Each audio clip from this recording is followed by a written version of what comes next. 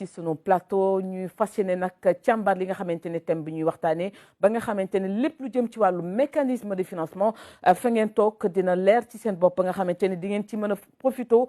comme ni ko njiit yi bëggee ci wàllu référentiel 2050 ngir door nag waxtaan bi wax naa leen ko sànq dañuy delluwaat ci li nga xamante ne moo amoon ca CICAD ba ñuy lancé référentiel Sénégal 2050 njiitu réew mi le président Bassirou Diomaye Diakhar Faye am na lu mu yëkkati ci wàllu mécanisme de financement ñu teewlu ko. sunu jublu mooy tabax koom gu yaatu am ndëgër laay itam ubbiku jaaree ko ci jox dayoo li ñuy jariñoo ci suuf si wàllu mbell pétrole wala sax gaz dinañ fexe ba li ñuy jëlee ci réew mi àgg fépp ci àdduna coppar ñi gi ci war ñu defee ko fii ci suñu réew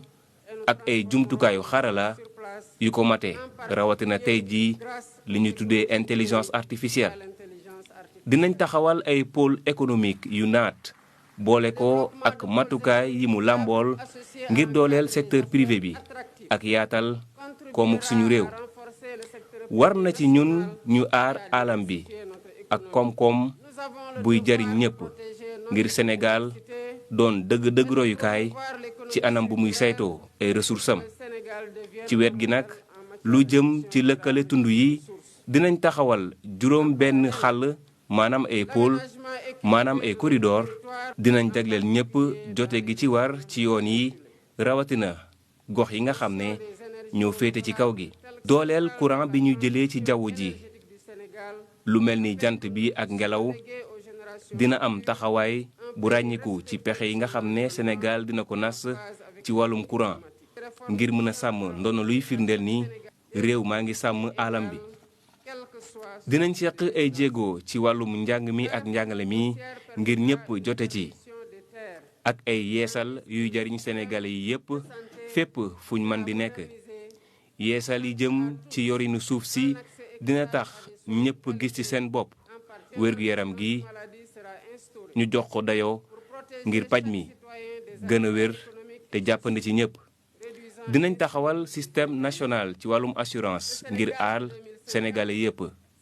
Sénégal bi ñuy tabax ci atum 2050 ay ndaw ñoo koy taxaw ndaw yu farlu lool jekk ci indi ay saafara.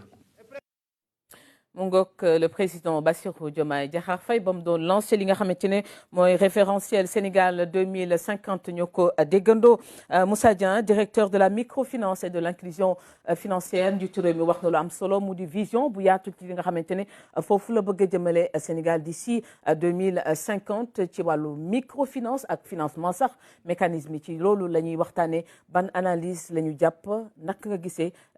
taxawaayu njiitu réew mi ci wàllu boobu. jërëjëf soxna Anne Marie maa ngi lay nuyuwaat di la gërëm di la sant ci invitation bi di remercier avant tout sama ministre mi nga xam ne moom autorisé ma ñëw participer ci émission bi muy docteur Aline Dione donc ministre de la microfinance et de l'économie sociale et solidaire. alors question bi nga posé am na solo trop parce que vision 2050 bi boo ko jàngatee xam ne c'est une vision très ambitieuse du moins et li ci gën a am solo mooy dafa jël le financement de l'économie mettre au centre donc de cette vision là parce que boo xoolee suñu économie lu tax mu xaw a jafe en tout cas pour les ñi nga xam ne ñooy am ay initiative économique souvent dañuy jànkuwante ay problèmes yoo xam ne c'est des problèmes de financement d'accès au financement donc Sénégal nag kenn waxul ne jéemu ci il y a eu beaucoup d'initiatives yoo xam ne état bi jël na ko yoo xam ne aussi c'est secteur privé bi aussi jël na ko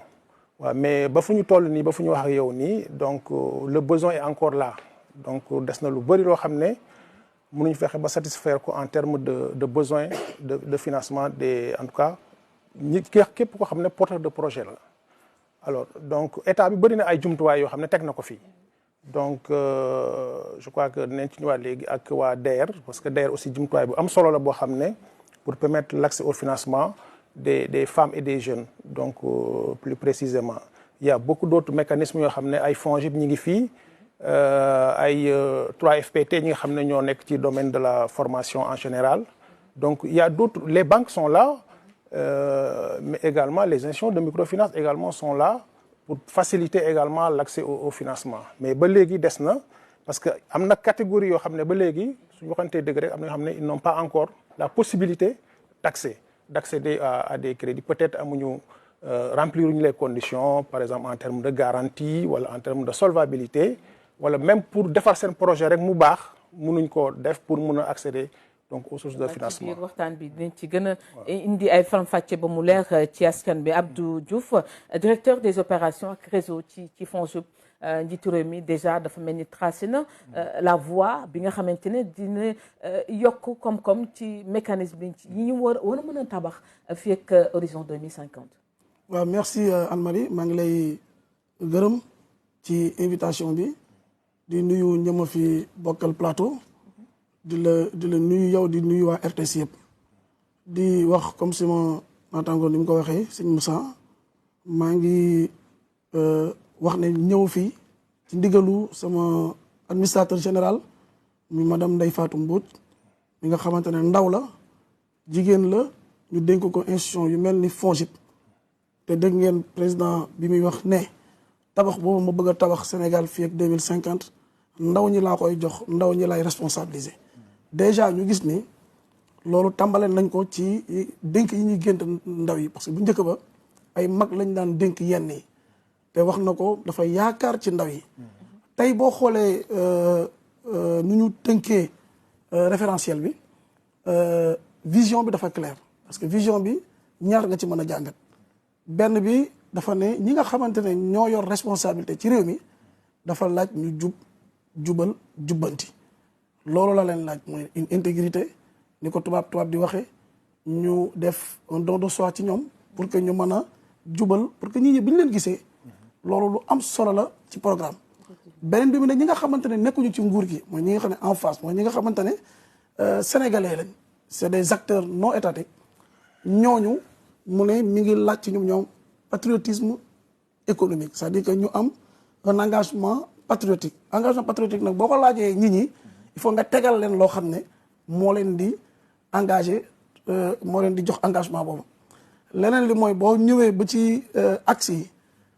lu mel ni financement yi nga wax économie bi axe bi nga xamante ne mooy axe 4 mais moo nekk ci kaw baobab bi moom la ñu war a dem atteindre mooy une économie compétitive gannaaw jàngat bi mu def ci xale yi ñu am xam-xam mooy le capital humain mooy xam-xam bi wér-gu-yaram ñu wér parce que nit ki nga xam ne mooy doxal économie bi dafa war a am xam-xam bi ñu koy doxalee waaye dafa war a am wér gi nga xamante ne moom la koy doxalee gannaaw yooyu ak bonne gouvernance ak yooyu nee na on doit avoir une économie compétitive économie compétitive nag li koy andi mooy lu ñu wax les pôles territoriaux tey ci biir programme bi da ngay gis ni dañ def ay pôles parce que dafa Sénégal soo xoolee économie bi nu mu bindoo mën nga jàpp ne Sénégal Dakar bi nga xam ne ça fait 0,3% du territoire national mais dafay englober presque 80% de l'économie nationale donc il faut ñu désengorger ñi fi nekkoon def nañ ci ay jéego mais en mettant en place des pôles Dakar Thiès sud sud-est nord-est et cetera dafay rendre ces territoires là compétitifs loolu nag il faut ñu créer ci am ci ay xalaat te tey état du créer emploi état du créer état day mettre en place les conditions de création d'emploi donc ñaa nekk Tambacounda nekk Kédougou nekk Fouta ay sénégalais lañ yoo xamante ne kenn warul leen beddi ci tabax Sénégal bi ñu jëm fii ak 2050 donc ñooñu il faut que ñu xool territoire bu nekk lan moo ci économie bi lan moo ko téye ku ne xam na ni boo demee ci zone Bakel Tambacounda ñooñu or beeg mine bi la boo demee Casamance certainement dëkku Anne-Marie foofu ak mbay mi la ku dem tey Thiès ñëpp xam nañ ni art bi la culture bi la et cetera ñu ngi def artisanat c'est de l'artisanat donc dëkk bu nekk dañ ko war a spécialiser tey ñu dooleel ko ci loolu te loolu bu nekk ak ay atome ñu jël atu bi nag ñun ñii lañ ci yaakaar mooy la microfinance ñi nga xamante ne amuñu accès ci banques yi ñun FONGIP ñi nga xamante ne ñoo war a garantir ñi nga xamante ne banque la danañ ci ñëw ci suñuy mission ñu war a garantir parce que ñooñu amuñu ay garantie nécessaire yu leen di permettre ñu mën a dugg ci banque yi am fa ay financement pour doxal seen i mbir deere ngi def li mu mën ñii aussi ñi ngi formé mais nit ki boo ko tàggatee formé ko ba lépp boo demee ci banque bu amul garantie du am FONGIP ñoo garantie donc structure yi fi nekk amul benn structure boo xam ne c'est une structure de trop structure bu ci nekk dafa am rôle bu muy jouer ci l'écosystème financier. ci biir émission bi dinañ ci indi ay leeral ku ci nekk wax li nga xamante ne moom mooy sa liggéey ci biir réew mi ak sa mission fi nga xamante ne foofu nga war a jëm rawatina ak li nga xamante ne moom le président déjà tracé muy Sénégal horizon 2050 Mohamed Diagne directeur des opérations DER/FJ mu nekk banqaas bu am solo ci li nga xamante ne président tracé na ko mu jëm horizon 2050. jërëjëf Anne-Marie maa ngi lay nuyu di nuyu sama mbokk yi ma fekk ci plateau bi di nuyu les téléspectateurs de la RTS. di wax ni dañu fi ñëw teewal fi la DER/FJ bi nga xamante ni ki ko jiite mooy docteur Aïda Mbodj alors li président wax am na solo muy vision ñu tuddee ko sax agenda national de transformation du Sénégal 2050 alors am na si ñaari axe yu am important axe bu njëkk bi dafa wax économie compétitive Moussa wax na ko sànq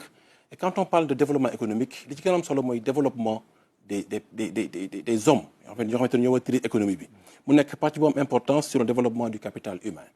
alors bu ñu war a wax développement économique il faut fondamentalement ñu am un secteur financier bu solide maanaam banque ak microfinance bu accompagner les porteurs de projets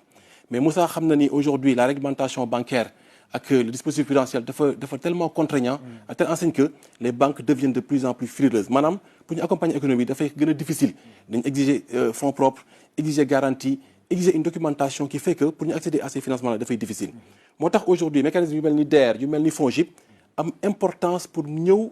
pour pallier un petit peu ces insuffisances-là pour accompagner ces populations-là avec le secteur financier. L'autre aspect bi ci am solo mooy le capital humain ñu war ko mettre au cœur du dispositif foofu nag DER am na ci rôle bu am solo bu muy def aujourd'hui parce que boo xoolee ci fan. Le président de la République y tient. Absolument. Le citoyen sera au cœur de ce projet-là. Absolument. Parce que insiste na ci ñëpp bu baax a baax. Absolument ba bañ dafa tuddee capital humain de qualité. mu dem ba ci biir mu wax égalité sociale parce que sama collègue bi wax na ko Abdou. Aujourd'hui, Dakar capitalise presque 43% du PIB.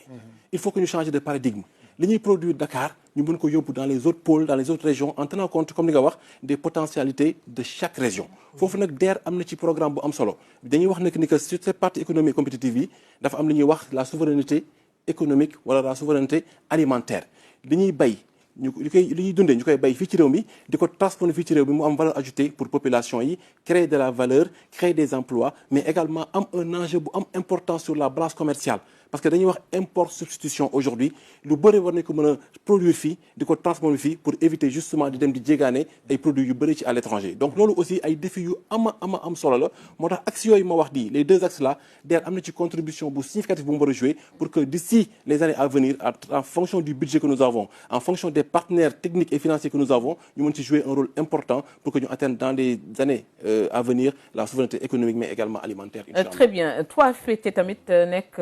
banqaas jumtukaay bu nga xamante ne dañ ci sukkandiku ngir maanaam tàggat askan bi ci boppam wàllu formation président wax naa ko dinaa ko répéter muy maanaam citoyen bi ci boppam pour mu mën a joten ci loolu wala pour mu mën ko xam faaw ñu tàggat ko ba mu egsi foofu seen banqaas aussi am na ci liggéey bu am solo. jërëjëf Anne-Marie di nuyu sama naataango yi ma bokkal plateau bi di nuyu également téléspectateurs yi. alors di am mbégte lool di fi toogal tey docteur Babou Amadou Ba muy directeur général bu 3FPT donc 3FPT nag mooy fonds de financement de la formation professionnelle et technique muy banqaas boo xamante ne dañ ko créé woon en octobre 2014 donc actuellement ñi ngi ci période de célébration des 10 ans du 3FPT et am na ay activités yu bëri yu ñu prévoir dans le cadre de cette célébration. Pour fêter nos joyeux anniversaires. Merci beaucoup. Merci. Alors, donc, 3FPT dafay jouer un rôle très, très, très important. Et je pense que référentiel bi ñu présenté le 14 octobre dernier, je pense qu'au niveau de tous les axes, et notamment au niveau de l'axe sur une économie compétitive, mais également sur le capital humain et l'équité sociale, dafay jouer un rôle extrêmement important. Parce que pour rappeler tout rek, on parle de financement, donc dañuy financer l'économie, mais également dañuy financer les jeunes pour que ñu mën a entreprendre. Donc auto-emploi la ñuy créer foofu. Alors dafa am un préalable à l'emploi, donc c'est la formation. Et aujourd'hui, on se rend compte que beaucoup de jeunes, aujourd'hui, les statistiques, le recensement général de la population, le 5e recensement de l'ANSD, a révélé des chiffres un peu qui parlent. Donc, c'est aujourd'hui plus de seulement 9% de la population jeune qui a une qualification professionnelle. Les entreprises, souvent, pourquoi du ngeen recruter les jeunes? L'un des premiers arguments qu'ils te ressortent, c'est qu'on n'a pas le profil qu'on veut, n'est-ce pas, qu'on souhaite dans le marché du travail. Donc, ça veut dire qu'il y a un problème par rapport à la formation. Et donc, ce problème-là, il est toujours là. Et donc, c'est pourquoi la formation, n'est-ce pas, joue un rôle extrêmement important au niveau du nouveau référentiel Sénégal 2050 sur l'axe capital humain, mais également sur l'économie compétitive. Et 3FPT, dafay nekk banqaas boo xamante ne dafay jouer foofu un rôle très très important parce que dafay contribuer à accroître la qualification professionnelle non seulement des jeunes, loo tax ma ne déjà mën na dugg ci axe capital humain bi parce que on a la possibilité aujourd'hui, n'est-ce pas, de donner à un Sénégalais lambda, n'est-ce pas, tous les Sénégalais peuvent venir directement au niveau du 3FPT pour solliciter un financement pour la formation. Loolu innovation la amul woon. Je pense que c'est extrêmement important et ça participe à la qualification de la population. Donc le volet capital humain et financement yi dafa large, on pourra y revenir. La cible elle est très large. C'est pas seulement ñi nga xamante ne mos nañu jàng école rek ñooy bénéficier. Aujourd'hui quelqu'un qui n'a jamais été à l'école koo xamante ne daara la am nañu ay offres de formation yoo xamante ne mën nañ la ko proposer pour nga am formation. Donc dañuy intervenir sur l'axe capital humain du nouveau référentiel, mais également dañuy intervenir sur l'axe économique compétitif parce que foofu aussi dañuy accompagner les entreprises à travers la formation continue. Donc les salariés des entreprises, des organisations professionnelles, n'est-ce pas, de toute taille, entreprises yu mag yi ak GIE yi, organisations professionnelles yëpp 3FPT daf leen di accompagner pour que ñoom ñu gën a compétitif, ñu gën a productif et donc ça participe à une économie compétitive. Déjà d'après li ngeen wax comprendre ngeen carrément fii réew mi bëgg a jëmee fii président Bassirou Diomaye Faye bëgg a jëmee Sénégal. Maintenant amoon ay mécanisme bi dinaa ko waxaat yoo xamante ne mu ngi foon ci ngeen doon liggéey ak nouveau référentiel bi nga xamante ni moom la ñu teg naka ngeen war a mën a adapté wu c'est là où la question foofu la naka ngeen di def ba adapté wu par rapport à ce nouveau référentiel Moussa. Je pense que référentiel bi lu mu wax leer na. Li am solo mooy ñi nga xam ne ñoo yore jumtuwaay yi nga xam ne mooy jàppale nit ñi pour ñu mun a développer activité économique ñu defaraat suñu taxawaay waaw jumtuwaay yooyu dañ leen war a fexe ba nga xam ne dañuy defaraat seen taxawaay. C'est vrai que ñi ngi def ay efforts ñu ngi gis quand même ay initiatives yoo xam ne jumtuwaay yooyu ñu ngi koy doxal en direction des populations mais li nga xam ne am na moo ci gën a am solo fu mu ne nii pour ñu mun a atteindre suñu objectif je pense que c'est surtout ñu créer une synergie d'action parce que boo xoolee instruments yi bari na au niveau de l'État donc ñii ñu ngi ci formation ñii ñu ngi ci financement ñii ñu ngi ci garantie mais yëgoo bi dafa des yëgoo bi c'est pas moo des te yëgoo boobu noonu dafay indi lu ñuy wax luy tubaab di wax inefficacité parce que ku su nekk bu toogee ci domaine am di liggéey c'est vrai xëy na di nga am ay résultats mais résultats yi dina doon gën a baax bu fekkoon ne par exemple FONGIP mi ngi lëkkaloo ak 3FPT mi ngi lëkkaloo ak voilà xàccandoo doon ñu organiser ko de telle sorte que ku ci nekk nga nekk dans la chaîne nga nekk fa benn maillon boo xam ne dañuy dérouler di intervenir de manière vraiment ordonnée nga xam ne su boobaa dina gën a mun a am efficacité ak efficience ci intervention yi nga xam ne les instruments de l'État. ñenn ñi dañuy faral di wax naan kenn bëggul dugg ci domaine u jàmbur wala bëgguma kii intervenir sama domaine ba tax na ñenn ñi peut-être loolu la ñuy ragal pour mën a communication boobu nga wax collaboration boobu nga wax nii pour mu mën a antu. Ouais, mais loolu nag leen war a dépasser parce que lu ñu war a am surtout en ligne de mire li ñu war a amal solo c'est pas nos structures wala quelque chose comme ça mais lu ñu gën a amal solo mooy le Sénégalais bu ñuy xam ne moom leen soxla pour dimbale ko. mais je pense que tant que amuñ esprit boo xam ne on met la population le Sénégalais au cœur de nos interventions c'est-à-dire mooy finalité bi suñ ko deful rek du sotti il faut que ñi nga xam ne ñoo nekk structures yi ñu jàpp ne li ñu ñor c'est pas suñu structure wala suñu taxawaay structure wala suñu positionnement structure mais lu ñu ñor mooy li nga xam ne moom la war a def ba nga xam ne ki nga xam ne moom moo soxla intervention de l'État en termes de financement ou bien en termes de formation ou bien en termes de garantie mu mun ko jot dans de bonnes conditions nga xam ne dafay am njeexital ci moom am njeexital ci dundam am njeexital ci njabootam parce que dama koy wax souvent généralement boo gisee dans nos interventions bu ñuy def bilan wala bu ñuy expliquer lu ñu def souvent dañuy yem ci financé naa tant de personnes financé naa tant de milliards et cetera mais li am solo mooy ñu xool financement yi lan la jur je crois que il faut ñuy mettre le doigt sur ça. foofu sax la ñu war a mën a taxaw. fi mu nekk nii changement d'option stratégique bi bu nga xam ne moom lañ tracé. ban impact la war a mën a am ci liggéey bi ngeen di def DER FONGIP. voilà Anne-Marie dëgg la li nga wax question bi nga posé lu am solo la. te tey loolu ñun ñëpp war nañ koo leeral askan wi parce que souvent gars yi dañu am tendance wax ne FONGIP DER 3FPT ñi ngi fi woon. donc tey ak nouveau référentiel bi lan moo ci bees ak lan lañ mën a andi muy lu bees may wax ne orientation yu bees moo am. te ñun ñëpp dañu war a réadapté wu ci yooyu. bi ñuy créer FONGIP. di créer DER dafa am problématique bi fi amoon. boo xamante moom la ñu bëggoon résoudre. ndax damay fàttali ni en 2010 dafa am lu ñuy wax la concertation sur le crédit. concertation boobu dafa am lu mu jur dafa wane ni y a un déséquilibre. entre la nature du tissu économique suñu tissu économique nu mu bindoo. ak financement yi. parce que xamoon nga ni boobu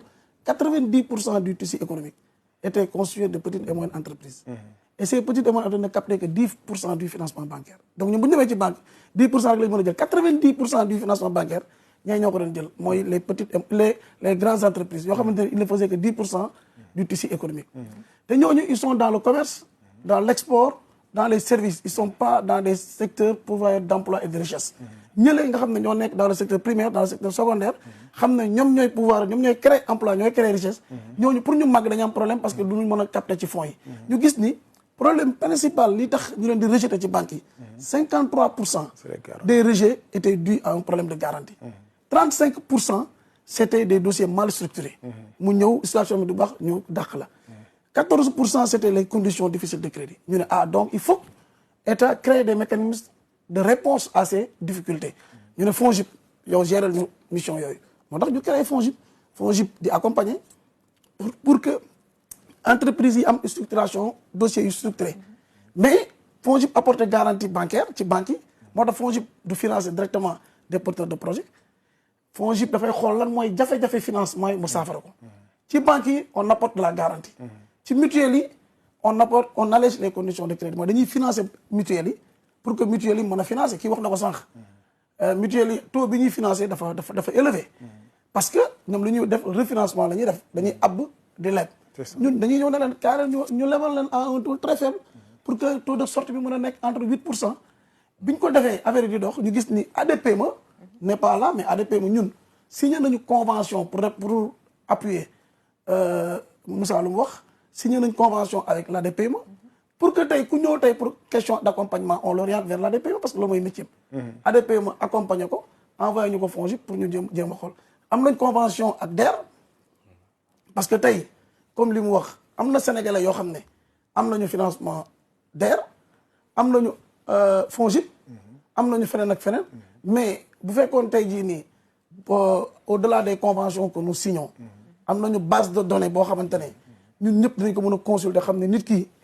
am na déjà financement DER mënul am un accompagnement du FONGIP pour mu am un financement bancaire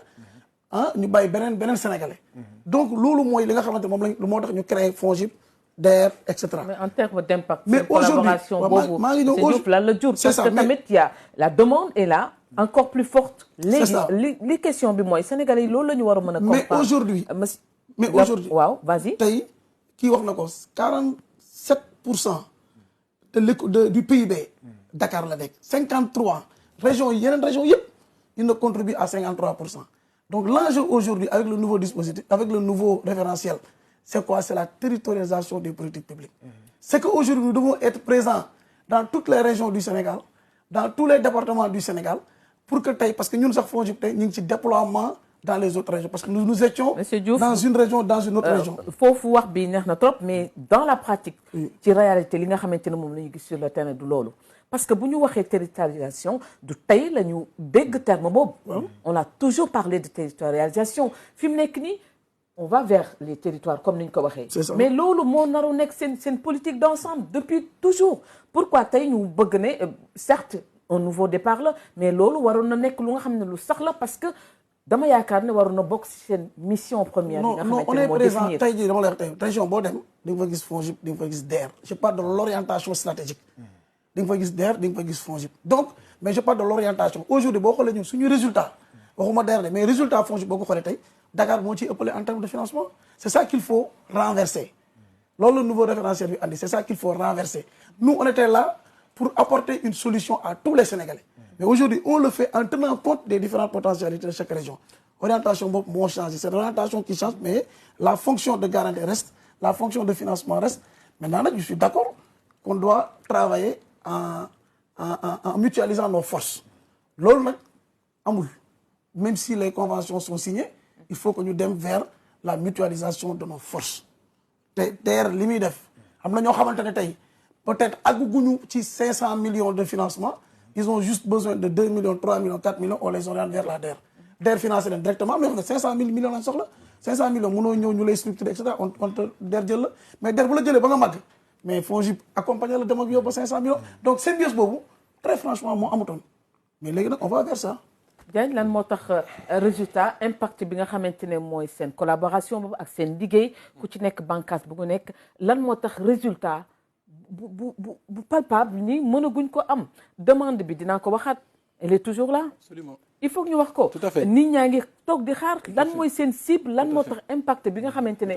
moom moo war a am depuis ba ñu leen taxawale seen bànqaas ba léegi mënuñu ko am ci li nga xamante ne moom la ñuy gis dans la pratique. mais impact bi je pense que c'est réel aujourd'hui am nañu ay éléments yu factuels yu mu teg stable bi aujourd'hui gis nga DER depuis sa mise en place depuis 2018 def na 137 milliards de financement dans l'économie sénégalaise jëm ci presque 260 000 bénéficiaires je parle sous le contrôle de Moussa am na lu ñuy wax le taux de bancarisation donc DER contribué na ubbi 100 000 comptes bancaires loolu am na impact bu baax aujourd'hui sur le développement du secteur financier benn la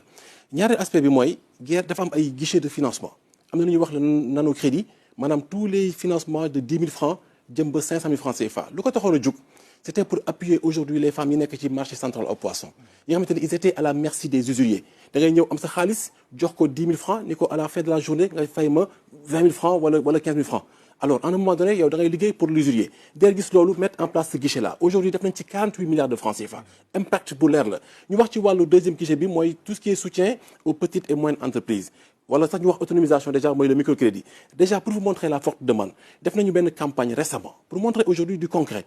une enveloppe de 5 milliards de francs CFA une campagne sur 2 semaines ubbi ko avec la plateforme chaque Sénégalais fu mu mënti nekk mu mën a dugg ci plateforme bi inscrire c'est des tickets de financement yu jëm ci 100 000 jëm ci 2 millions de francs CFA on s'est réveillé avec une demande globale qui tourne autour de 60 milliards de francs CFA pour montrer aujourd'hui l'engouement que les populations ont vis-à-vis de ces outils-là ñu ngi ko war a délivrer dans une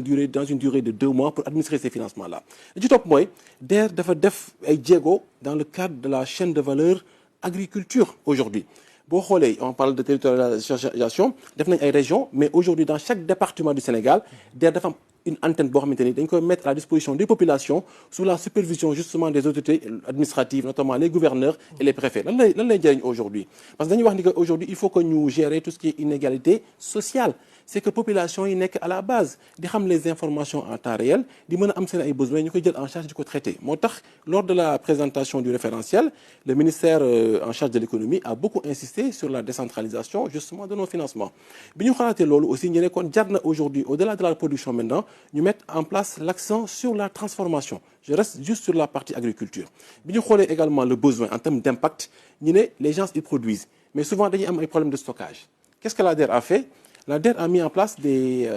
unités de stockage au niveau de Sédhiou def ko au niveau de Niassia au niveau de Ziguinchor def ko Kolda def ko également Toubacouta des hangars de stockage sur 1500 mètres carrés lan lay jëriñ aujourd'hui c'est que ñiy produire wala ñuy brader seen production di am fu ñu koy conserver pour que ëllëg su prix bi jógee ñu mën ko jaay de façon vraiment en restant sur les lois du marché bi ci topp mooy aujourd'hui sur le secteur du numérique président wax na ko impact am na ci on a mis en place un fonds de soutien à l'innovation d'un montant de 3 milliards de francs CFA. Les acteurs, les startups qui sont dans le numérique, au niveau même de la France, du Maroc, def une mission de benchmarking. Aujourd'hui, on a eu des champions. La dernière sortie du président, au niveau des États-Unis sur la Silicon Valley, il s'est rendu compte qu'il y a des investisseurs étrangers qui les accompagnent. Et aujourd'hui, ces gens-là sont dans le portefeuille de l'ADER. Mais souvent, la difficulté aujourd'hui, on parle de données personnelles. Des fois, des difficiles, population et le financement, mais nous avons un financement. C'est une réalité que nous vivons aujourd'hui. Mais en travaillant avec les autorités administratives, aujourd'hui, tous les financements dans les communes, dans les départements, moitié à la base, que les autorités aient des informations. Un aspect positif, ils seront informés à temps, mais ils appuyer même l'ADER dans le cadre du suivi et du recouvrement. Voilà. Une cible, c'est les jeunes et les femmes. Et d'ailleurs, là, je vais y revenir, parce que quand on parle de jeunesse, la déclaration internationale, jeunesse est limitée à 35 ans. Def ci Diego, dem ba 40 ans. Yawuñu fofu. Bi direction la ñëwé dafa am na secteurs yo xamné c'est des secteurs prioritaires, muy manam le tourisme et le transport. Qu'est-ce qu'on a fait? On a même fait des dérogations pour accompagner ay cibles yo xamné ils ont des projets structurants mais qui ont dépassé la limite d'âge, def na dérogation pour mënen financer dans le cadre de leur projet. Benen aspect bi moy le taux de sortie. Dañu am li ñuy wax un taux de sortie de 5%. Wax nañ ko. Le taux de financement au niveau des banques mu ngi ci 15%. Pour les microfinances, ils sont à 24%. Aujourd'hui, nous avons un taux de sortie de 5%. Il y a un mécanisme de mise à disposition. Et madame, l'idée de financer directement.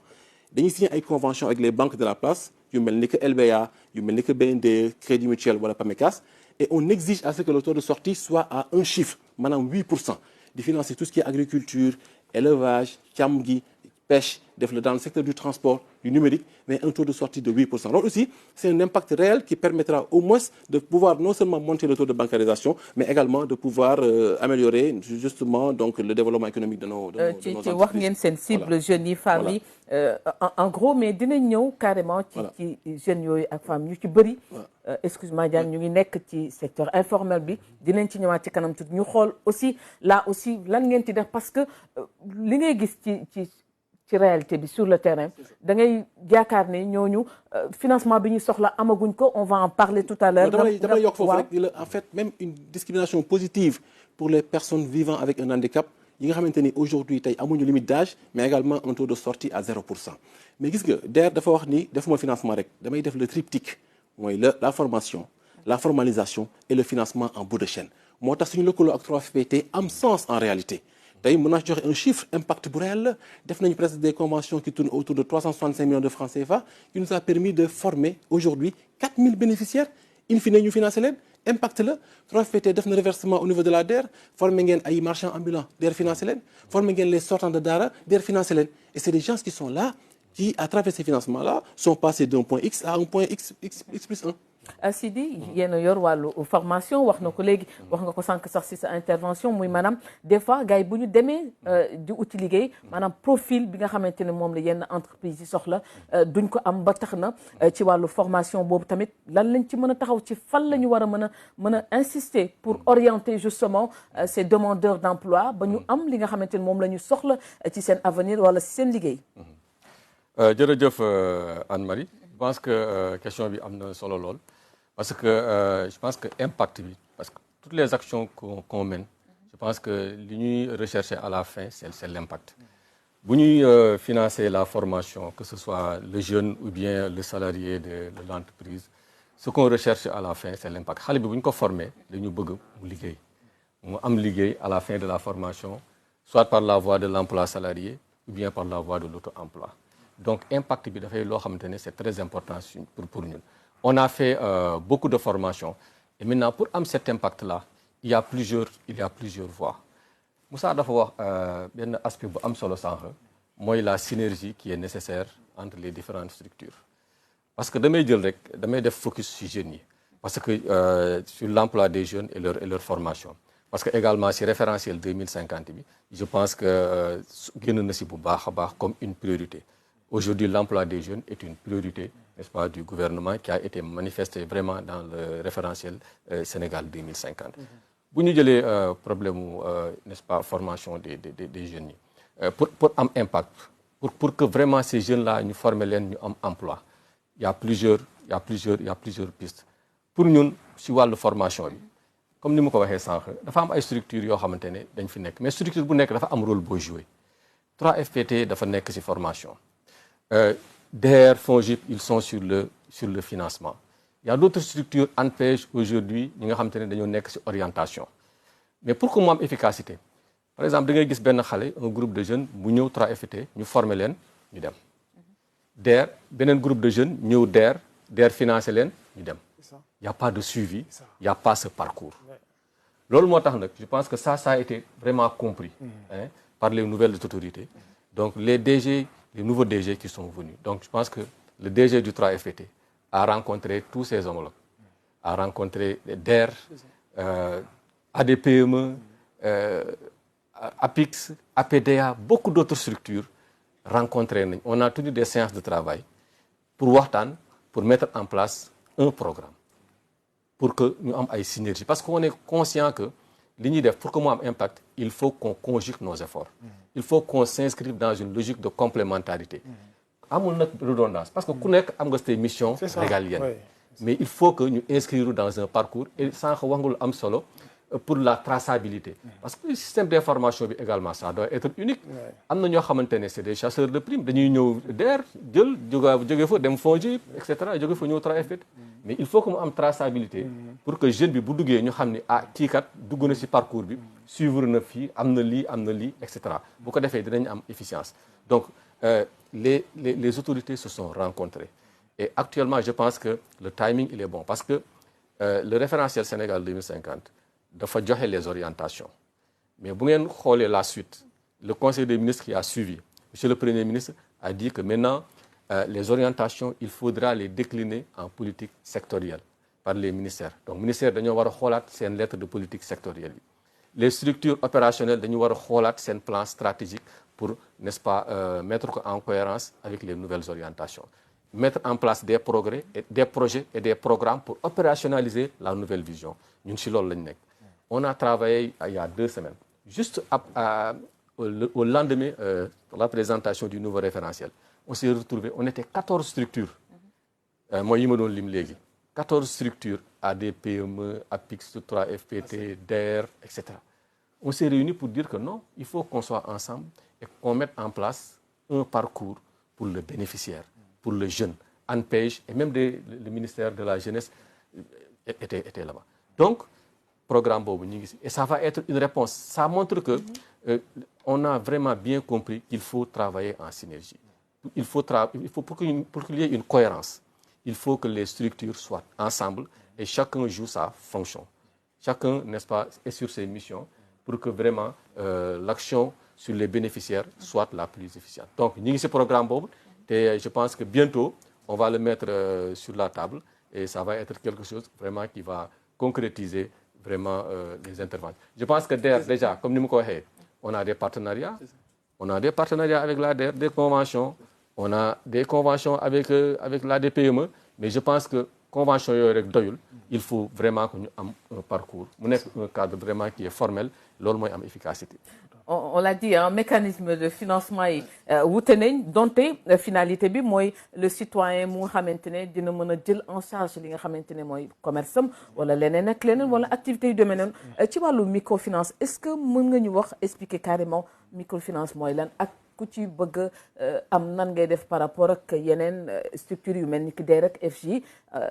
nga expliquer ko Sénégalais yi ñu xam lan mooy microfinance ak cible yi lan la. merci beaucoup je crois que waxtaan bi am na solo trop li fiy génn moom vraiment je crois que ñi ngi commencé di gis ay buntu alors mais balaa maa ñëw ci question boobu j'aimerais revenir d'abord en matière d'orientation en tout cas sur la vision 2050 on s'est rendu compte que vision bi ñëwaat na jox gëdd lu ñuy wax économie sociale et solidaire lëkkale ko ak microfinance donc économie sociale et solidaire quand même moo nekk secteur boo xam ne c'est vrai buñ ko commencé institutionnaliser yàggul déjà la loi rek date de 2021 yàggul noonu donc c'est un secteur boo xam ne aussi war nañ ci mën a gis njariñ bu bari en matière de création d'emplois mais également en matière de création de ressources parce que c'est un secteur boo xam ne c'est transversal donc ça secteur d'activité boo munti dem rek donc mun nga fa gis lu ñuy wax économie sociale et solidaire donc ñun suñu ministère également ñu ngi ciy liggéey bu baax a baax a baax donc docteur Alioune Dione bu mu ñëwee je crois que dafa jël affaire yi à bras le corps en termes de promotion et de développement de l'économie sociale et solidaire ba pare nag ne dañ koy lëkkale ak microfinance généralement loolu lay wax sax la microfinance doit être au service de l'économie sociale et solidaire parce que l'économie sociale et les acteurs de l'économie sociale et solidaire sont partout sont dans tous les secteurs d'activité c'est pourquoi sax boo xoolee fan yii yëpp passé ñu ngi signé moom mi ngi signé ay convention ak yenn ministères yi pour mun liggéey ak ñoom donc signé neen convention par exemple ak ministère de l'agriculture à travers la promotion des coopératives agricoles donc signé neen ak ministère de l'industrie et cetera ministère de la femme tout ça pour appuyer en tout cas ces ministères-là à travers leurs interventions ñu prendre en considération donc la dimension de l'économie sociale et solidaire. Maintenant pour la microfinance donc je crois que microfinance moom c'est un secteur boo xam ne mi ngi commencé yàgg Sénégal donc je crois que ñu bëri am na lu ñu ci xam c'est un secteur maintenant qui a plus de 30 ans maintenant au Sénégal c'est un secteur boo xam ne am na solo trop ci li muy liggéey en tout cas ci li ñuy wax financement économie bi alors microfinance nag ñi ko tax a jóg mooy ñi nga xam ne amuñu possibilité am accès ci banques yi catégorie population boobu moo taxoon microfinance jóg parce que microfinance bu ñu ko fàttalikoo c'est dans les années 90 bi nga xamee ne y a eu la restructuration bancaire donc banque yu bëri ñu tëj ko mooy les banques de développement là bu ñu leen tëjee après nag y a eu des difficultés pour en tout cas les populations ñu ci bëri mënatuñu woon am accès au crédit ñu ne nag neen ubbi bu ñu ubbee ñu ubbi génnee microfinance ne nag ñi vraiment dañ leen bëgg ñu accès seen intervention ci ñi nga xam ne ñooy population ñi nga xam ne bëri wuñ doole amuñu garantie et cetera pour mun a am crédit ba pare accéder donc développer des activités économiques donc looloo tax a jóg microfinance muy secteur boo xam ne aussi secteur bu am doole la fu mu ne nii parce que boo xoolee en termes d'institutions de microfinance li fi ne rek mi ngi ci 298 institutions de microfinance boo xoolee également sur le plan ñi nga xam ne ñoo fa am compte actuellement mën neen plus de 4 millions donc ëpp na 4 millions donc boo xoolee également en cours de crédit bi maanaam li nga xam ne moom la nit ñi yor actuellement en termes de bor ci institution de microfinance yi mën na 752 milliards donc ci jamono yi ma lay wax nii épargne bi également parce que ces institutions de microfinance sont vraiment également des structures yoo xam ne dañuy favoriser la mobilisation de l'épargne locale donc là également on est presque à 500 milliards plus de 500 milliards yoo xam ne actuellement mi ngi ci kees yi institutions de microfinance yi en termes d'épargne donc loolu c'est des ressources yoo xam ne vraiment mun nañ ko mobiliser donc pour ñi nga xam ne ñoo soxla des services financiers pour ñu mun a développer des activités économiques voilà. bu ñu sukkandikoo ci li nga wax est-ce que ci wàllu impact wax naa ko sànq maa ngi tudd wàllu ñi nga xamante ni mooy secteur informel bi buñ leen gisee bëri bu nga xamante ni buñ leen ñëwlee joyanti dina xaw a doy waar parce que ñi nga xamante ne ñoo nekk ci nekk ci mbedd yi jaay gerte jaay café yor restaurant est-ce que ñooñu tamit est-ce que di ngeen leen gëstu parce que bu ñu fa waxee seen structure yi certes am na garantie bu donte tegu leen ay conditions yu métti mais quand même dina am garantie lan moo tax ba léegi ñooñu secteur yooyu mënuñoo gis seen bopp ci liggéey bi nga xamante ne moom ngeen di def parce que li may wax sànq ba léegi foofu lañ ni mën a gisee réellement impact ci li nga xamante ne moom ngeen di liggéey. Absolument. Voilà merci man je pense que segment bu ne ci économie bi am na lu réservé wu ci moom. comme ni ma la ko waxee sànq nee naa la ñi nga xamante ne ay entreprises yu petite et moyenne entreprise lañ. ñu ngi liggéey am nañ doole. nee naa la ñun dañuy joxe bu ñu demee di laaj banque bi même bu xamee ne dossier bi baax na dossier bi bu ko financé dana am lu ñuy woowee impact. dana réussir dana créer emploi dana créer richesse. pour la nation bu amul garantie banque bi du ko financer. avec les nouveaux dispositifs prudentiels banques yi. même la couverture est à 120%. 120% de couverture de garantie. Donc, si nous ñëwul en aide à ces gens-là, nous avons un financement. Et le FONGIP, depuis 10 ans, l'a liggéey. Aujourd'hui, nous avons injecté plus de 40 milliards en termes de garantie pour favoriser 90 milliards presque du double en termes de financement parce que ñun mënoon nañ di financer directement mais boo financer directement tu fais du 1-1 alors que boo garantir mën nga def avec un effet de levier 2 tu peux faire du 1-2 c'est-à-dire que quand on a 1 milliard bu ñu ko créer comme ligne de garantie dinañu permettre un financement de 2 milliards parce que ñun dañuy jox garantie liquide à une banque bu fekkee ne yow am nga un projet de 100 millions boo ñëwee FONGIP bu ñu ko xaymaa ñu xool ko banque bi bu ne le dossier est bon il reste que la garantie nous on peut donner une garantie de 50 millions pour que yow nga mën a jot sa 100 millions yooyu donc notre 50 millions a permis de financer 100 millions donc globalement on peut aller jusqu'à même un effet de levier de 3 avec les mécanismes que nous avons maintenant ñi ngay wax ñooñu kenn beddiwu leen ci li ñuy def ci financement bi mooy jaaykatu caaf bi jaaykatu lii jaaykatu la et cetera parce que à côté de la garantie individuelle am na lu ñuy woowee garantie de portefeuille garantie de portefeuille mooy tey banque yi tey doo ko bàyyi mooy structurer un dossier de 2 millions mu envoyé ko FONGIP xool ko xayma bind ne d'accord na dañuy dajale ce qu'on fait on va vers un financement sectoriel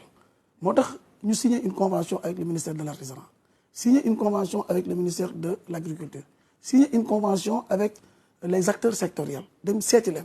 def une innovation économique expliquer leen FONGIP daal di dajale 100 personnes 200 personnes 300 personnes 1000 personnes en termes de portefeuille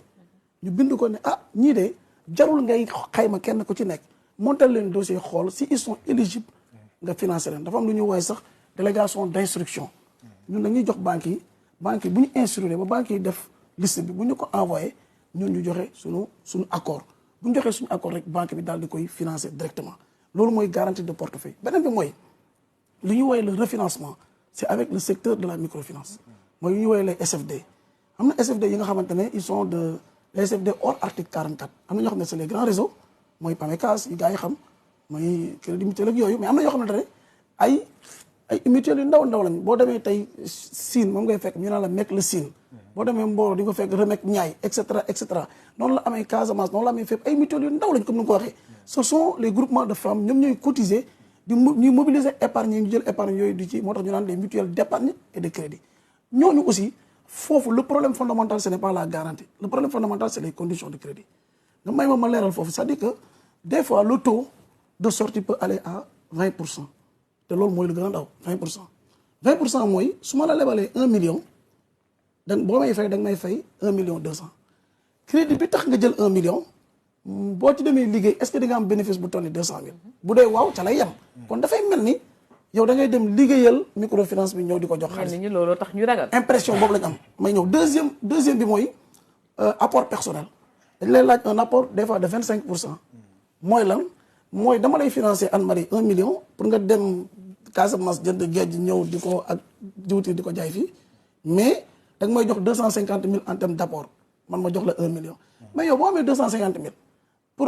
pour jël boru 1 million après fay 1 million 200 mais mun nga bañ a jël bor nga jël sa 250 000 yi nga daaba ba àgg fi nga àgg.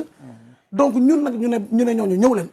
nous on vous finance on vous donne le financement à 2%.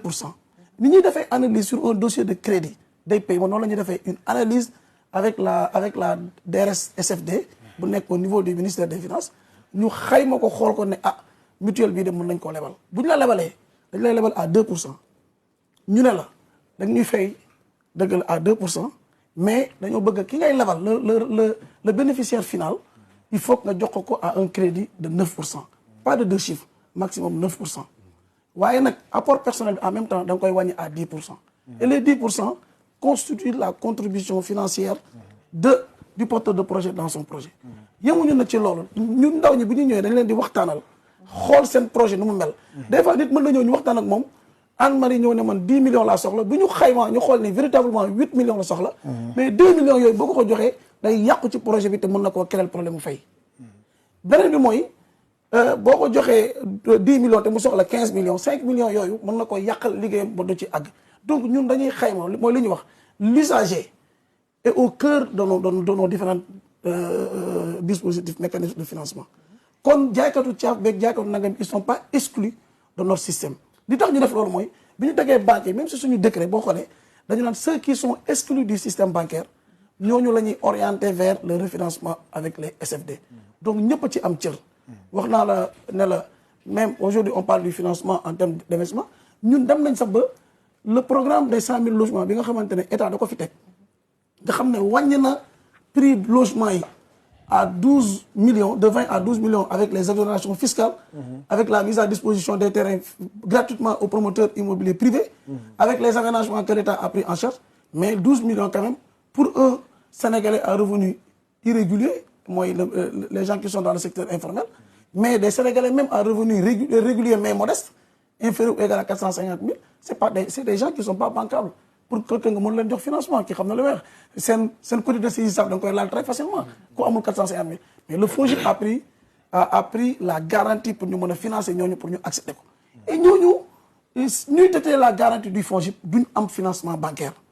Nous étions la garantie du FONGIP d'un financement bancaire parce que nous avons un financement normal. Quand nous avons des animations économiques, nous avons des petits soucis, nous avons des rôles, nous avons des Tamba, nous avons des Kédougou, nous avons des Founek. di dajeek askan bi di xool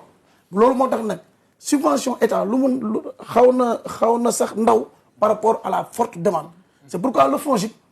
dafa dem lëkkaloo ak ci programme yi nga xamante ne état du Sénégal teg na ko te bailleur de fonds yi ñëw jàppale ci état du Sénégal FONGIP am na ci cër 3FPT am na ci cër kii am na ci cër mooy programme ETER programme PAIS nga xam ne Banque mondiale ak BAD yooyu sax moo ñuy permettre ñun sax ñu mën a faire face à la forte demande kon liggéey bi comme li ma la ko wax rek li ci des mooy y a des signatures de convention man j'étais le directeur des partenariats avant may nekk le directeur des opérations au FONGIP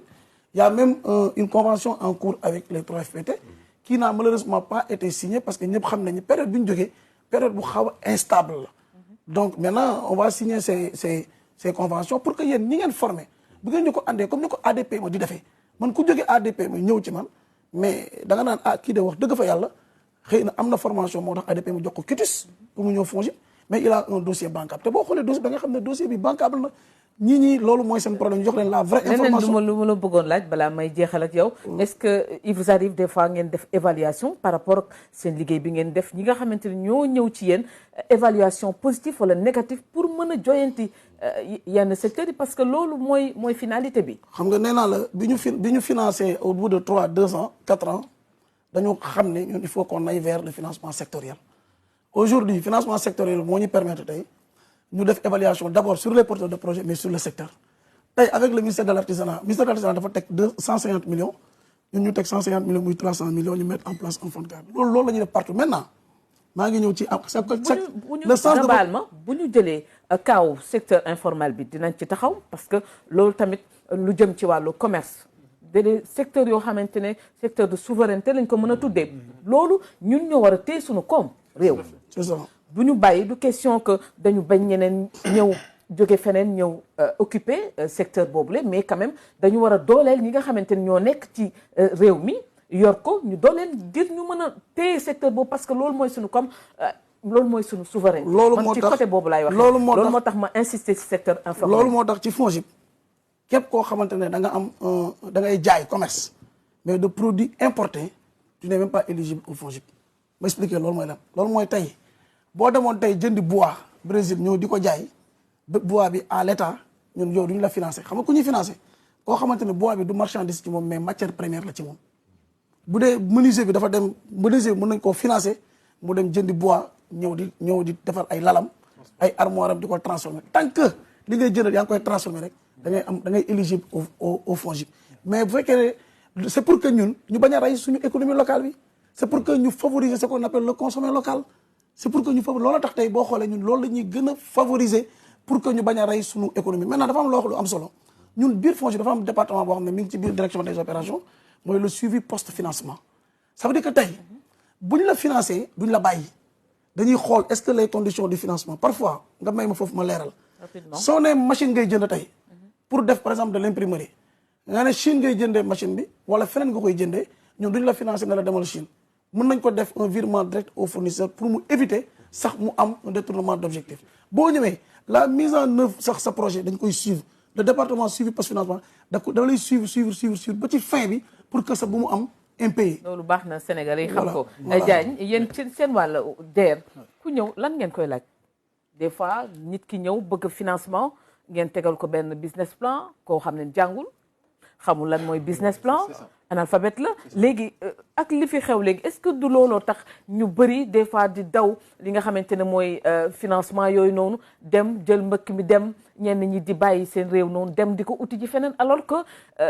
pour man waroon ngeen leen ko mën a yombal ba nga xamante ne dañ toog ci réew mi liggéey ci réew mi. wax nga dëgg Anne-Marie mais il faut ñu clarifier un point mooy maanaam dañuy wax la souplesse quand même dans l'intervention de la DER et ça c'est important ñu koy wax. gis nga DER booy demander financement tant que montant bi matul 10 millions du ñu laaj benn business plan il suffit juste d'avoir sa pièce d'identité ak sa certificat de résidence ñu mën la financer et avoir l'idée de projet. Mais non, effectivement, pour tout financement boo xamante ne montant bi dafa supérieur à 10 millions on exige nga am un business plan mais comment ça se fait comme il a dit dañ koy liggéey ak waa ADPE PDME ñoom ñooy def business plan bi su ñoo ñu mën a financer en toute tranquillité loolu aussi dafa baax ñu leeral ko wax nga lu am solo mooy la partie informelle moo tax ma wax le triptyque de la DER. Formation c'est important ñuy tàggat suñu doom yi jàngal leen éducation financière comptabilité marketing et cetera pour que bu ñu may jël crédit ñu xam ni ñu koy mën a utiliser moo tax ñu ci lëkkaloo bu baax ak 3FPT bureau de mise à niveau on peut citer l'ONFP et cetera et cetera. L'autre aspect c'est la formalisation parce que aujourd'hui ñoo xam nañ ni 80% de l'économie quand même c'est des structures informelles moo tax Moussa dina am difficulté accéder à ces financements banque wala microfinance parce que amuñu papier amuñu documentation amuñu information financière et cetera c'est un peu difficile. DER ci objectif am d'ici la fin de l'année dafa lëkkaloo ak APIX signer une convention pour formaliser 12 000 entreprises d'ici la fin de l'année dans le cadre d'un programme qu'on appelle le PACE. Sama may ma revenir un peu sur la territorialisation docteur Aïda Mbodj xam nga moom dafa def une thèse sur la sur les territoires moo tax ñu def les antennes départementales. Aujourd'hui dafa am ay Fab Lab pour tracer justement comme li monsieur Ba doon wax le parcours du bénéficiaire.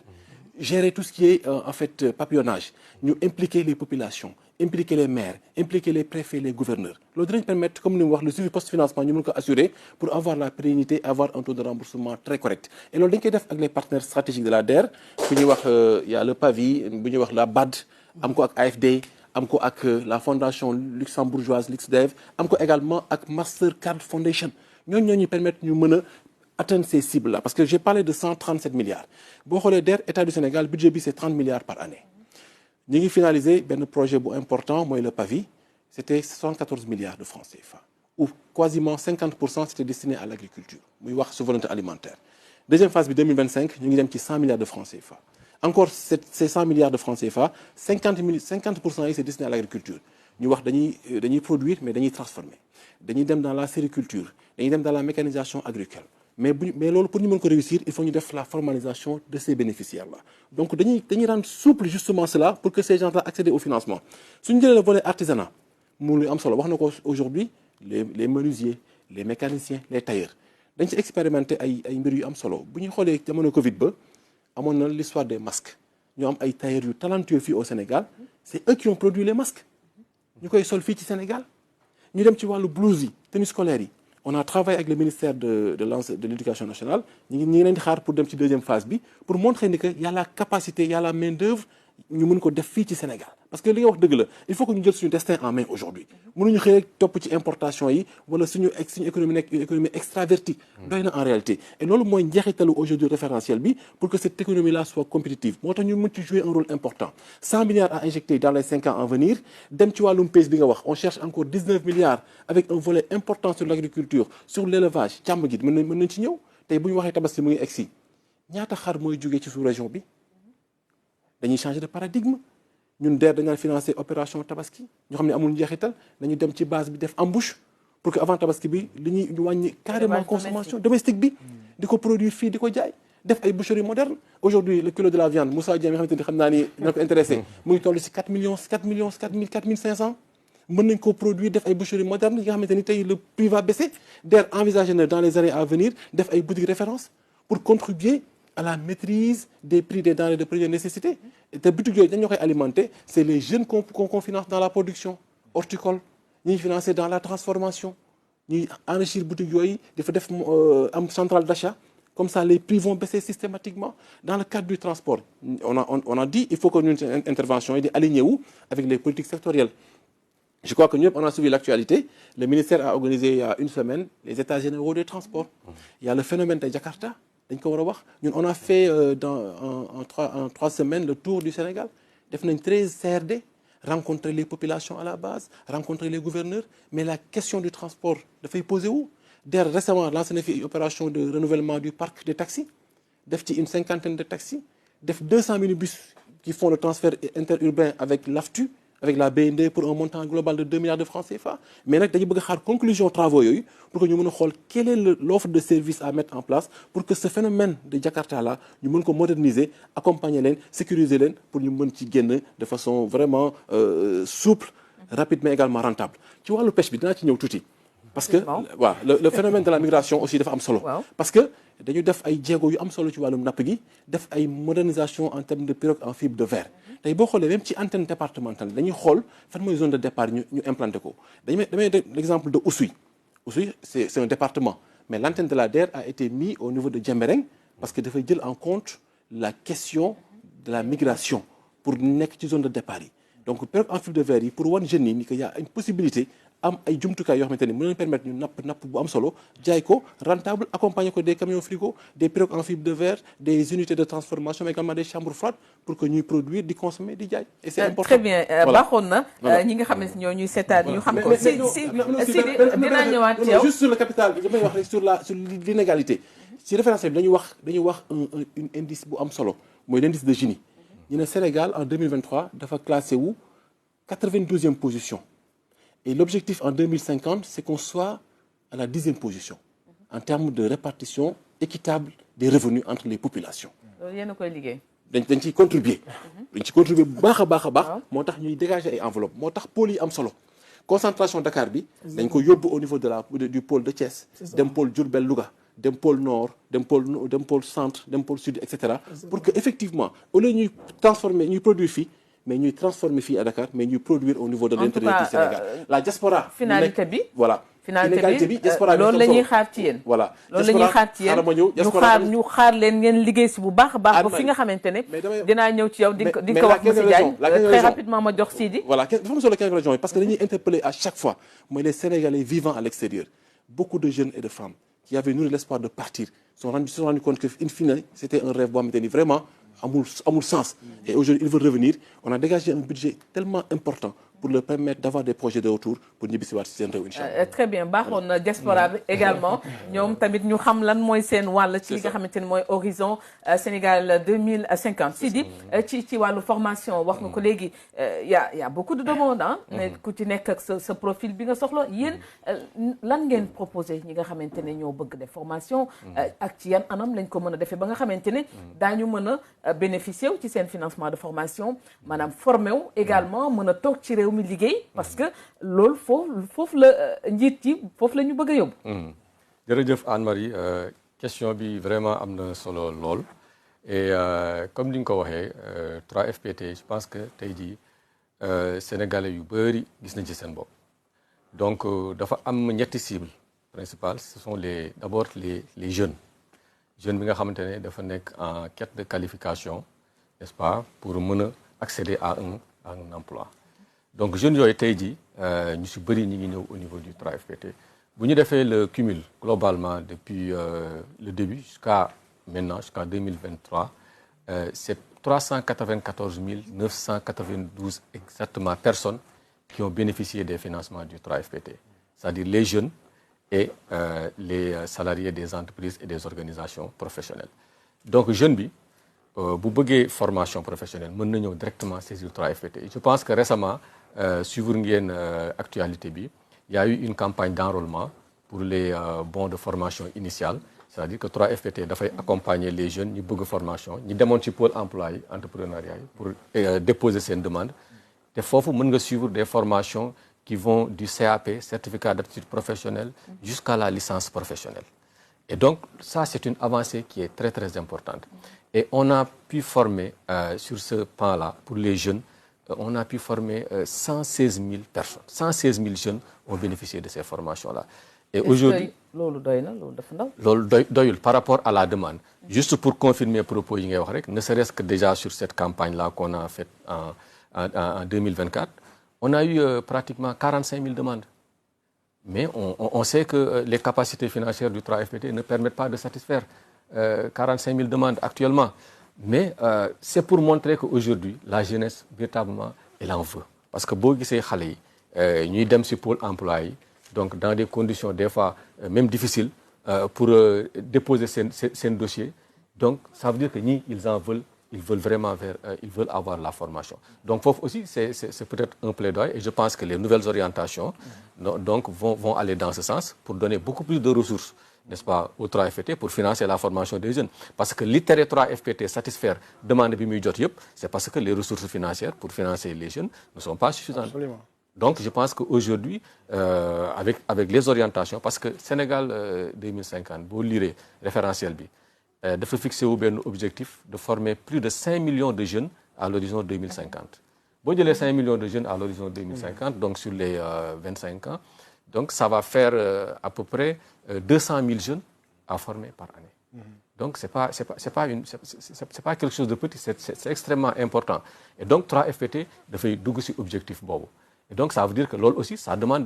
des moyens pour accompagner vraiment ces jeunesses-là. Et je pense que les orientations sont très claires et les programmes qui vont être mis en place vont apporter les ressources nécessaires pour permettre vraiment d'atteindre ces objectifs-là. Et c'est extrêmement important. Li ngay wax ni c'est par rapport à, disons, comment dirais-je, les jeunes, c'est-à-dire on peut les prendre en charge, n'est-ce pas, sur plusieurs palettes. La palette, elle est très large. Aujourd'hui, dañuy permettre, je l'ai dit tantôt, à toutes les catégories, n'est-ce pas, de la population de venir accéder à la formation. wax naa ko sànq li ngay wax le secteur informel, apprentis yi, les sortants des daara, koo xamante ne musul dem école, ñëpp ak ñi nga xamante ne dañoo ils sont dans le système, ils ont fait le cycle fondamental, ils veulent faire la formation professionnelle. Donc toutes les catégories de jeunes aujourd'hui sont éligibles au niveau du 3FPT. Et ni ma koy waxee sànq rek, soit da ngay dem ci pôle emploi ñu jox la nga déposer sa demande, après ñu jox la bon nga mën def formation. Il y a également un autre programme qu'on appelle les certificats professionnels de spécialisation. Mu nekk ay formation de 6 mois. Am na ñoo xamante ne soxlawu ñu def formation 2 ans. En 6 mois tu peux avoir une qualification et entrer dans le marché du travail. Pour revenir sur l'impact bi dafa am solo lool pour ñun. Parce que comme je l'ai dit tout à l'heure, bëgguñu former rek bàyyi xale yi noonu. Parce que mënoon nañ ne bon 3FPT sa mission principale c'est de financer la formation, ñu former taxaw non. Mais on veut que ñi xale yi ñuy former ñu am xëy, ñu am liggéey. Et donc moo tax on a fait des études souvent sur les produits de financement. On a fait des études en 2023, études yi génne nañu ay résultats. Aujourd'hui au moins 52 000 jeunes sur les 116 000 que nous avons formés ont pu trouver un emploi, soit par la voie de l'emploi salarié ou bien par l'auto-emploi. En tout cas yéen ñi fi wax yëpp yéen a ngi glorifié ci li nga xamante ne Sidi Diagne ak Ndiaye yéen a ngi glorifié ci li nga xamante ne moom ngeen liggéey. Ça c'est un taux de 45%. dama bëgg a wax ne leen rek li ngeen def ak li leen di xaar am nga gab bu doy waar te ci loolu ngeen baal ma ci loolu lañ leen di xaar parce que li ñu woote nii du lu yomb. On est conscient de ça, donc li ngeen xamante ne moom ngeen a def dafa néew par rapport ak li des. moo tax ma bëggoon wax rek laaj bu mujj parce que temps bi xoj nañu président de la République ak gouvernement dañu woote jubal jubanti ci wàllu mécanisme de financement yi nga xamante ne moom la ñu taxawal naka ngeen war a mën a indee transparence bi dans la gestion de ces fonds là ak naka ngeen mën a fexe ba nga xamante ne ñëpp ñu soxla wàllu financement dañ ko jot mu yomb ci ñoom mbir yi leer ba nga xamante ne kenn du am xel ñaar ci li nga xamante ne mooy wàllu mécanisme de financement Moussa. Oui damay fàttali rek rappeler waaw rappeler suñu ministre souvent lu muy wax lu ñëpp bokk ñëpp jotti loolu mooy souvent lu ñuy répéter. Donc boo xoolee nous au niveau du ministère de la microfinance nous on insiste beaucoup sur la structuration. Parce que c'est vrai financement baax na formation baax na mais parfois am na si ñoo xam ne dañoo soxla ku leen structurer ku leen organiser defar leen soit par exemple généralement nous on privilégie même les groupes waaw les groupes parce que boo financer koo xam ne ci groupe la nekk wala ci coopérative et cetera c'est plus facile en termes de gestion mais également en termes de remboursement pour ñu réussir que nga financer individuellement parfois loolu également war nañ ko bàyyi xel te ñun suñu ministère vraiment ñu ngi ci liggéey bu baax a baax temps yëpp am nañ lu ñuy wax stratégie de financement ciblé boo xam ne ñu ngi ko mettre ministre moo ko mettre en place boo xam ne dafay dugg ci gox-goxaan yi ñëw organiser nit ñi il faut bien cibler les gens da ngay ñëw dans les par exemple da ngay dem ci benn localité cibler les populations yi nga xam ne bëgg nañ liggéey te am nañ engagement pour liggéey nga xool organiser leen former leen ba pare nag financement bi doog a ñëw moom ñun suñu ministère noonu leen di doxee donc dañuy fexe ba nga xam ne rek bés bu ñu la bàyyee yow di nga mun a demal sa bopp te dañuy fexe aussi képp ku ñuy financer dañuy financer koo xam ne il est dans la production voilà parce que aussi di ko continuer di financer koo xam ne day importer wala day def commerce nii parfois nous on privilégie vraiment des gens qui sont dans la production et là c'est extrêmement important leneen li aussi mooy on a des instruments au niveau du ministère yoo xam ne aussi dañuy travailler avec les institutions de microfinance di leen jàppale parce que microfinance moom ak loo ci munti wax it buñ fi nekk loon du baax waaw buñ fi nekk loon du baax donc dafa nekk institutions yoo xam ne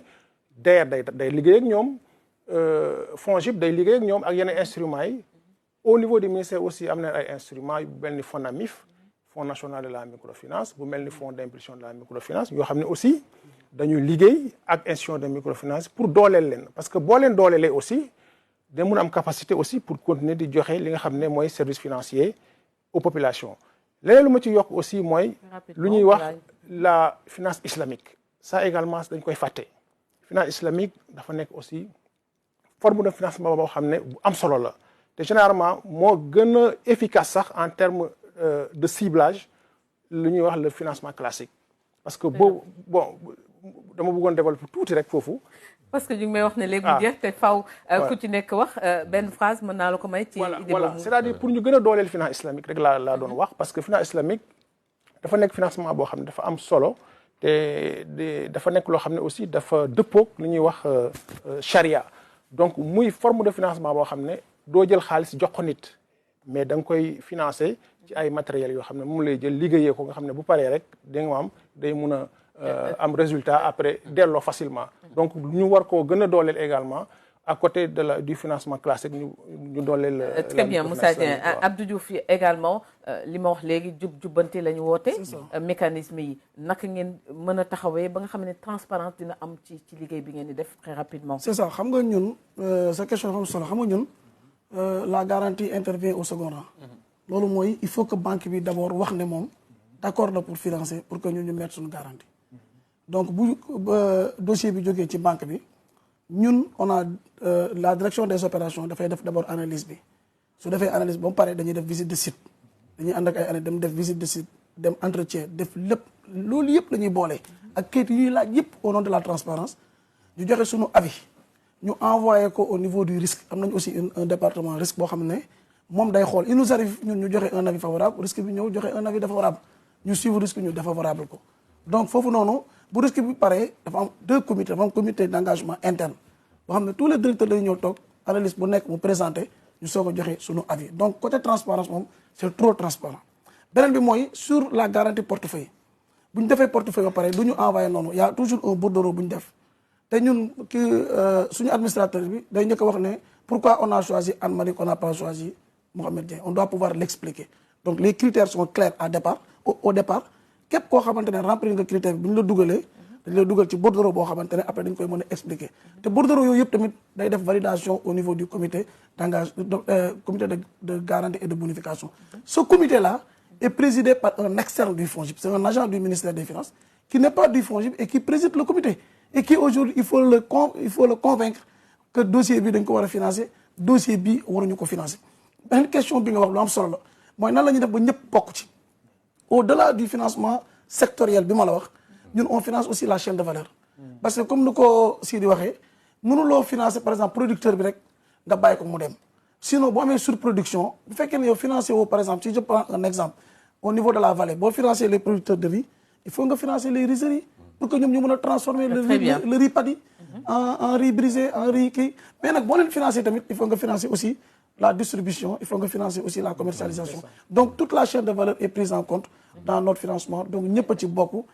voilà loolu laa ubbi seen buntu ñëpp waaw loolu la ñuy xaar ci yéen Mouhamed Diagne très rapidement yéen it nga wax ci wàllu boobu balaa ñuy may jox si di ñu tëj damay wax ci wàllu transparence bi rek insister un peu sur la digitalisation pour wane que DER dafa digital à tout point de vue boo xoolee wax naa sànq ni on a fait un appel à projet de 5 milliards dugal ko ci plateforme bi fu waaye mën a nekk mën a déposer à toute transparence ñu ngi koy traité fi mu nekk nii avec l'appui des autorités administratives loolu transparence bu njëkk la. deuxième bi sur les autres guichets comme ni ko waxee on a des experts sectoriels sur toutes les activités agriculture élevage pêche transport bu ñu jotee dossier bi dinañ ko étudier visiter ko redimensionner ko avant de pouvoir faire le financement. di appuyer wu même avec Moussa sur ce qu'on appelle le bureau d'information sur le crédit mooy BIC pour voir effectivement est-ce que ñiy financer c'est des bons payeurs parce que BIC bi tey daf ñuy permettre ñu mën a identifier les gens qui ont des engagements mais qui ne remboursent pas gis nga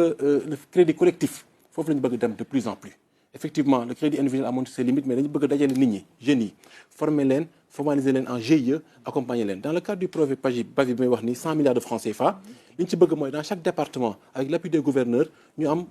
entre 10 20 30 hectares def ko aménagement regrouper les jeunes et les femmes en collectif en GIE en groupement pour leur donner du fonds de roulement ñu mën a exploiter avec de la mécanisation agricole à côté. Sur les artisans même rek ma ñëw ci loolu parce que c'est important j'ai parlé de l'accès à la commande publique te daf ci war a liggéey bu am solo bu ñu leen formaliser leen tey quand on prend l'exemple des hôpitaux literie bi tey les blouses tout ça dañ koy importer alors que aujourd'hui war nañu am ay jeunes yu mën a organiser en GIE def leen ay ateliers yu mucc ayib pour que ñu mën a accéder à cette commande publique là qui peut passer de 15 à 20 voire 30% dans le cadre de ces référentiels et ça c'est important. Et l'autre aspect également comme je le disais c'est le numérique l'intelligence artificielle bi le président di wax tout de suite son discours il a parlé de l'intelligence artificielle donc il faudrait que banques yi institutions yi mettre en place un dispositif pour accompagner ce segment-là. Effectivement, c'est un segment très risqué, mais si nous avons le courage d'accompagner les gens, nous devons mettre en place un budget de 3 milliards pour soutenir l'innovation et l'intelligence artificielle. L'aviculture également, c'est quelque chose de fondamental. On a signé un programme de relance avec des banques de la place pour que le secteur avicole, qui aujourd'hui a une forte demande, nous pouvons structurer, encadrer pour nous faire. Maintenant, la transparence voudra effectivement nous définir des enveloppes par région, par département, sous la supervision de nos collaborateurs dans ces régions-là, sous la supervision des autorités locales administratives, pour que chaque commune, chaque département ait financement et que nous transparent. Maintenant, le recouvrement, c'est important. Si vous voulez réussir le pari, il faut que la population ait le pari, mais nous faillons, parce que pour assurer la pérennité, c'est important. C'est un appel que je lance. Voilà, merci beaucoup. Jërëjëf Anne-Marie. Permettre-moi peut-être d'abord ma masawu ñi nga xamante ne dañ nekkoon ci pôle emploi yi am na ñoo xam di fa fanaan di fa dem ay 4 heures du matin pour mën a inscrire donc métti woon na lool mais aussi damay bëgg préciser rek ni boo demee ci pôle emploi yi dafa am avantage mooy da ngay dem fekk fa ñoo xamante ne dañ lay orienter waa direction de l'orientation professionnelle dañ fa nekkoon les agents des pôles emploi dañ fa nekkoon. Jeune bi bu ñëwee bu fekkee xamul lu mu bëgg a def dafay am orientation dafay mën a bénéficier du service d'orientation te loolu c'est important pour le choix de la formation parce que boo xamul looy def boo ñëwee waxtaan ak nit ki mu gindi la ba tànnal la formation loolu lu am solo la parce que bu fekkoon dañ ko bàyyi rek en ligne mën naa toog sama kër rek toog di naan ataaya rek ne xaaral ma inscrire sama kii bi parce que mës nañu ko tester mais bi ñu ko tester le taux de non conformité dafa élevé woon dafa am ñoo xam te ne dañ doon déposer noonu rek demande léegi nag bon on va tâcher à faire un enrôlement hybride enrôlement en ligne mais également dañuy jox toujours possibilité bi xale bi mu dem pour bénéficier du service d'orientation donc pour terminer pour tënk rek donc si formation bi je pense que pour le 3FPT l'horizon est vraiment très clair les perspectives sont très claires les objectifs sont déclinés dans le référentiel Sénégal 2050 on va tâcher à les mettre en œuvre comment parce que je pense que déjà comme on l'a dit tout à l'heure il va falloir mobiliser des ressources supplémentaires pour adresser la demande à laquelle nous faisons face. Je pense qu'il faut aussi remercier bu baax le secteur privé national parce qu'aujourd'hui 3FPT ressources financières yi muy utiliser pour financer la formation ça vient du secteur privé. C'est les entreprises ñoom ñooy fay 3% de leur masse salariale et 70% de cela est reversé au niveau du 3FPT. Loolu la ñu utiliser pour financer la formation. baaxoon nañu xam ko. waaw le secteur privé joue un rôle extrêmement important et le secteur privé également préside le conseil d'administration du 3FPT. Donc foofu dafay am solidarité parce que entreprise yi mënoon nañu bon li ñuy joxe nii c'est une taxe dañ koy fay mais bu ñu waroon nañ dañuy jël xaalis bi yëpp mais avec cet argent-là qu'on finance les jeunes, qu'on finance les établissements. Et donc foofu c'est extrêmement important le rôle du secteur privé. Et donc pour dire que rek donc on a vraiment besoin et saluer également l'apport des partenaires au développement qui accompagnent le 3FPT donc qui nous donnent des ressources pour financer la formation. et donc sur axe yi ñuy intervenir rek synergie bi ñu wax léegi dañ koy renforcer programme bi approche systémique bi ñuy mettre en place on va le développer et bientôt le programme sera mis sur place dañuy renforcer la collaboration damay tënk dans 30 secondes rek la collaboration avec les entreprises dañ koy renforcer bu baax a baax parce que bu ñuy wax formation professionnelle aussi on forme pour les entreprises il faut que entreprises yi bokk si et dañuy développer lu ñuy wax des projets de formation insertion am na ñu si mettre en place yu am solo boo demee tey jii Sen'Eau am na ay xale yoo xamante ne Sen'Eau dafa ñëwoon nañu man kat dama soxla ay plombier pour sama exploitation mais awma ay plombier ñu ne ko ñëwal ñu former xale yi yóbbu leen si CFBTP centre sectoriel xale yi ñu former leen ñooñu Sen'Eau recruté nañ leen tey boo xoolee BRT bi am na ñoo xamante ne ñu koy dawal les premières conductrices les femmes 3FPT moo leen formé parce que BRT moo ñëwoon ne ñu dama soxla ay conductrices jigéen donc projet yooyu formation insertion dañ koy gën a renforcer formation duale également dañ koy gën a renforcer parce que xale bi di nekk si formation en même temps di dem si entreprise bi dafa def stage loolu day faciliter après son insertion. Très bien, merci. Système d'information sur le marché du travail. parce que aussi tey parce que tamit ñu ngi may wax ne ma temps bi jot na da nga amoon benn mot bu ci eggali sa phrase boobu sur le marché du travail système d'information sur le marché du travail dafa am solo aussi il faut que ñu xam à temps réel lan mooy besoin entreprise yi ak les projets de l'État. projet pétrole ñu ngi wax pétrole et gaz est-ce que xale yi sont suffisamment formés pour exercer dans les plateformes pétrolières il y a beaucoup de projets de grands projets yoo xamante ne on va les mettre en place il faut que ñu am stratégie boo xamante ne dañuy anticiper pour permettre de former jeunes yi pour que ñu mën a liggéey ci projet yooyu. loolu aussi ça va participer à la création. juste pour yokku ne ci mbiru transparence bi loolu aussi dafa am solo trop en tout cas suñu ministre bu ñëwee daf ne c'est fini pour les listes. xam nga bu njëkk dañ daan ñëw rek indi liste voilà ñii leen di financer et cetera bu njëkk moo fi daan am mais léegi affaire liste yooyu dañ ko teg nale loolu amatut léegi da ngay def lu ñuy wax cibler il faut cibler les gens yi nga xam ne bëgg nañ liggéey te nangu nañ liggéey te ñu ngi liggéey ci lu ñuy wax production nga cibler leen nga former leen structurer leen encadrer leen après financer leen ba pare nag suivre leen xool impact bi ñun noonu leen di fonctionner au niveau actuellement du ministère de la microfinance. en tout cas bi may yokk rek beneen point bi may yokk rek s'il vous plaît benn annonce la boo xam ne dañu am benn lu ñuy wax journée mondiale de l'épargne boo xam ne dañu ko war a célébrer le jeudi. c'est une journée boo xam ne parce que boo xoolee dans la vision 2050 ils ont beaucoup insisté le président a beaucoup insisté sur la nécessité de mobiliser les ressources internes et la mobilisation des ressources internes là ça implique normalement la mobilisation de l'épargne. Très bien, merci. C'était bon à savoir fi mu nekk jeex na wax nañ ma ne temps bi nga xamante ne moom la ñu joxoon daanaka jeex na ñu ngi leen di gërëm bu baax a baax ci li nga xamante ne wax ngeen ko fi parce que tamit jubbanti bi transparence bi nga xamante ne moom la ñu soxla surtout ci wàllu gestion xaalis dafa am solo ba nga xamante ne buñ ko defee nañ ko war a defee bénéficiaire dañ ko jot te du ci am kumba ndey am ndey kumba am baay loolu la ñu bëgg mu dañ ci li nga xamante ne mooy wàllu koom wàllu gestion ressources de l'État ak li nga xamante lépp mooy suqali réew te yaakaar naan ci loolu lañ jëm ñu leen di delluwaat di ñaaxaat bu baax a baax État ci banqaas yi ngeen yor te yaakaar naa ne dinañ ci am résultat ci liggéey bi nga xamante ne ci loolu ngeen di yëngu ñuy gërëm bu baax a baax Moussa Dieng directeur de la microfinance et de l'inclusion financière bàyyeekoo ci ministère de la microfinance di gërëm bu baax a baax Abdou Diouf Ndiaye directeur des opérations et réseaux ci FONGIP Mohamed Diagne directeur des opérations ci DER/FJ ñuy gërëm également Sidi Ba directeur du financement et de la formation bàyyeekoo ci 3FPT mbokk yi di leen gërëm di leen sant bu baax a baax ci seen teewlu di gërëm également toute l'équipe de production de ce soir wàllu réalisation wàllu coordination wàllu technicien de son yeeg caméraman ñëpp ñu ngi leen di gërëm di leen sant bu baax a baax ñooñu sax ñoo tax ba nga xamante ne ngeen seetaan ñu ngeen jëlee njëriñ ci li nga xamante ne moom lañ doon waxtaanee tey ci lantinoor bu tey bi maanaam wàllu mécanisme de financement horizon 2050 di leen jox daje beneen mardi ci lantinoor lay doon ci seen télévision nationale merci au revoir